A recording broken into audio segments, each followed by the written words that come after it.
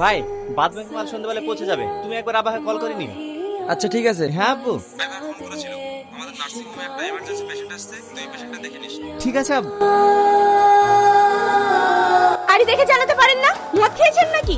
Sorry, আমি বুঝতে পারিনি। আপনাদের মতো ছেলেদেরকে আমি খুব ভালো করেই চিনি। গাড়িতে চললে আর মানুষ থাকে না, ফোনটা গাড়ি থেকে নেমে করে যায় না, নিজেও মরবে আর একজনকেও মারবে।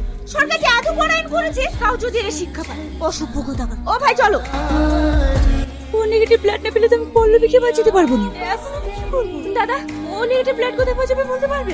সেটা আমি বলতে পারবো না, তবে আমাদের স্টকে যা ব্লাড ছিল সব শেষ হয়ে গেছে। কি হয়েছে রানা? পেছন পেছন এখানেও চলে এসছে। কাকে কি বলছেন? উনি আমাদের নার্সিং হোমের মালিকের ছেলে স্যার। ওনার বোন থ্যালাসেমিয়া পেশেন্ট, আমাদের নার্সিং হোমে অ্যাডমিশন হয়েছে, কিন্তু এমার্জেন্সি ও নেগেটিভ ব্লাড লাগবে। আমাদের স্টকে যা ছিল সব শেষ হয়ে গেছে। আপনি টেনশন করবেন না, চলো আমি ব্লাড দেবো। স্যার আপনি তো কিছুদিন আগেই ব্লাড দিলেন।